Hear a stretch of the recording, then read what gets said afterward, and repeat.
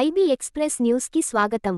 సంక్రాంతి పండుగ సందర్భంగా సదాశివపేటలో ఉన్న సెటిలర్లు, ఏపీకి చెందిన వారితో పాటు తెలంగాణలోని వివిధ గ్రామాల, పట్టణాలకు చెందిన ప్రజలకు సదాశివపేట పట్టణ సీఈ వెంకటేష్ పోలీస్ శాఖ పలు సూచనలు చేశారు. ఇండ్లకు తాళాలు వేసి వెళ్లేవారు ముందస్తు జాగ్రత్తగా పోలీస్ స్టేషన్లో సమాచారం అందించాలని కోరారు. ఇలా సమాచారం ఇవ్వడం వల్ల పోలీసులు రెగ్యులర్ పెట్రోలింగ్లో ఆయా ఇండ్లపై ప్రత్యేకంగా ఉంచుతారని సీఈ తెలిపారు. అలాగే నేరాల నియంత్రణలో ప్రజల సహకారం ఎంతో కీలకమని ఆయన పేర్కొన్నారు. అదే సమయంలో ప్రయాణాలు చేసేటప్పుడు ఇండ్లలో నగదు, బంగారం, ఇతర విలువైన వస్తువులను ఉంచవద్దని సూచించారు. వాటిని బ్యాంకు లాకర్లలో, ఇతర సురక్షితమైన ప్రాంతాల్లో భద్రపరుచుకోవాలని కోరారు.